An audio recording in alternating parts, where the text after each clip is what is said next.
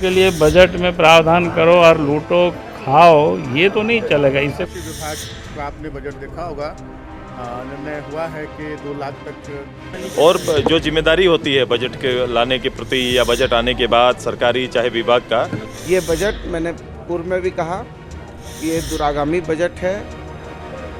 विकास इससे नहीं होने वाला है, तो ये बजट बिल्कुल ऋण किसानों का माफ करना बहुत बड़ी एक उपलब्धि है। एक तरफ कॉपी पेस्ट है, सिर्फ वो खाओ पकाओ वाला योजना को इसमें महत्व दिया गया। ये अब मजाक सा बन गया है।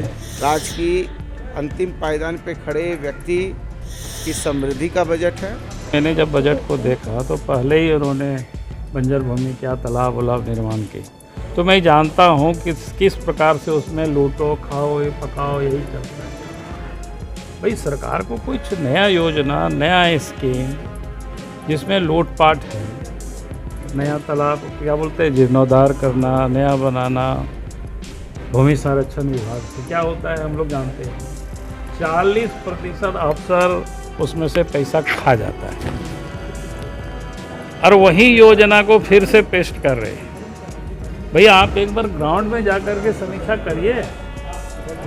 खाली पैसा कमाने के लिए बजट में प्रावधान करो और लूटो खाओ, ये तो नहीं चलेगा। इससे कोई राज्य तरक्की नहीं करेगा, विकास इससे नहीं होने वाला है। तो ये बजट बिल्कुल कॉपी पेस्ट है, सिर्फ वो खाओ पकाओ वाला योजना को इसमें महत्व दिया गया। सरकार कह रही है कि राज्य आर्थिक रूप से मजबूत हुआ है। कहा कि कृषि बिल तो एक बार बोलते, उस समय भी 2 लाख की बातें की थी। उस समय उन्होंने कहा था कि माफ करेंगे, आप याद करिए उस समय की। और पूरे 4 साल गुजर गए, 2 लाख का रुपया तक उस समय भी बजट में ही कहा। बजट में तो यहाँ तक पिछले बार जब शुरू में सरकार इनकी बनी थी तो नौजवानों के लिए भी उन्होंने कहा था कि क्या बोलते हैं पेंशन देंगे, बेरोजगारी भत्ता देंगे 5,000 और 7,500। तो क्या हुआ? सरकार तो ये खाओ पकाओ वाला बजट है। सरकार बाल बजट लेकर के आई है, बाल बजट। अरे वो कहने के लिए कुछ भी कहे, लेकिन मैंने कहा खाओ पकाओ बजट। लक्ष्य है कि सभी घरों को शुद्ध पेयजल पहुंचाना, और इसमें भी हम बीच बीच में केंद्र सरकार के द्वारा अड़चन लगाई जाती है, क्योंकि ये योजना पूर्णतः हमारे विभाग की योजना जो है वो केंद्र सरकार और राज्य सरकार दोनों के सहयोग से 50% इसमें केंद्र सरकार का सहयोग रहता है और 50% राज्य सरकार का सहयोग है, और पूरी मॉनिटरिंग हम लोग राज्य सरकार के द्वारा की जाती है। तो ये तो एक कहें तो हमेशा इसके लिए फंड उपलब्ध रहता है, और हमारा लक्ष्य है कि हम 2024 तक ज़्यादा से ज़्यादा सफलता पा सकें। और अन्य विभागों की बात करें तो कृषि विभाग का आपने बजट देखा होगा, निर्णय हुआ है कि 2 लाख तक का ऋण किसानों का माफ करना बहुत बड़ी एक उपलब्धि है। एक तरफ किसानों पर गोलियां चलाई जा रही हैं, आंसू गैस के गोले छोड़े जा रहे हैं, किसानों की हत्या हो रही है, और हम यहाँ झारखंड में किसानों का ऋण माफ़ कर रहे हैं, उन्हें केसीसी लोन दे रहे हैं, उन्हें खाद दे रहे हैं, बीज दे रहे हैं। तो जो लोकतांत्रिक व्यवस्था में जो एक चुनी हुई सरकार की जिम्मेदारियां हैं, उन जिम्मेदारियों को हम भली भांति निभा रहे हैं। सभी क्षेत्रों में इस बजट में ध्यान रखा गया है, सभी वर्गों का ध्यान रखा गया है, किसान, मजदूर, छात्र, हमारे बुजुर्ग, गरीब, सभी लोगों का ध्यान रखा गया है। अबुआ आवास के लिए भी विशेष व्यवस्था की गई है। 8.5 लाख हम लोग लक्ष्य लेकर चले थे, 20 लाख लोगों को अबुआ आवास देना है।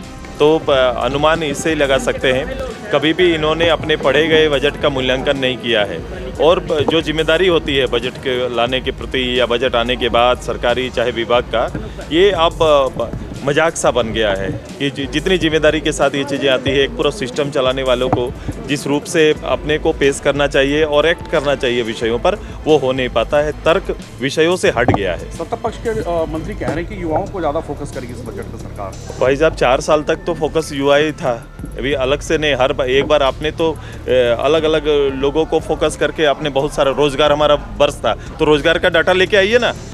बोले थे ना एक वर्ष वाले बजट, ये बजट मेरा रोजगार का बजट होगा। अब बजट का डाटा लेके आइए, लाइए नियुक्ति वर्ष का हिसाब दीजिए कि कितना नियुक्ति आपने किया है। तो ये दलीलें देना, पद में रहकर कुछ भी बोलना, मुझे लगता है कि ये दायित्व नहीं है। दायित्व ये होता कि एक गरिमाई पद पर और एक राज्य के 3.5 करोड़ लोगों के आने वाले भविष्य की रचना का नेतृत्व आपको मिला हुआ है, तो आपको ये बेसिक जवाबदेही आपकी होनी चाहिए कि आप एक जिम्मेदार व्यक्ति की तरह, एक जिम्मेदार एक पद पे नेतृत्व करने वालों की तरह आपका आचरण, व्यवहार और कर्तव्य होना चाहिए। विरोध करिए क्या सदन के अंदर में अगर जब बजट? अरे विरोध उसका ये नहीं है, मैं तर्क पे बात करूंगा, विरोध नहीं होता है, तर्कों पर बात होती है। मैं बैठ के प्लेट लेके मुर्दाबाद नहीं करता, मैं कहता हूं कि जिन बातों को आप चर्चा कर रहे हैं, राज्य के लिए जो आप कमिटमेंट कर रहे हैं, वो कमिटमेंट कहाँ है धरातल पर, गवर्नमेंट को ये बताना चाहिए। ये बजट मैंने पूर्व में भी कहा कि ये दूरगामी बजट है। राज्य की अंतिम पायदान पे खड़े व्यक्ति की समृद्धि का बजट है और सभी चीज़ों को इस बजट में जोड़ने का काम किया गया है और लगातार ये बजट से राज्य का भला होगा, समृद्धि होगी।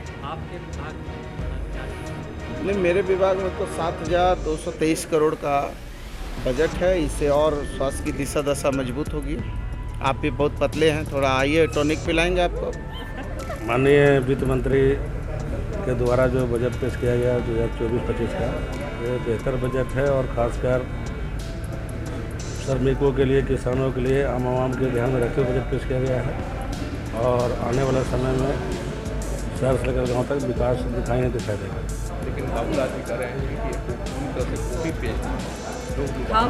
कि जब उन लोग कई बजट पेश किए लेकिन धरातल में कोई दिखाई नहीं दिया और आज हमारे 4 बरस के जो गठबंधन की सरकार है, पूरा शहर से लेकर गाँव तक आम आवाम को लाभ मिल रहा है और आगे भी मिलता रहेगा।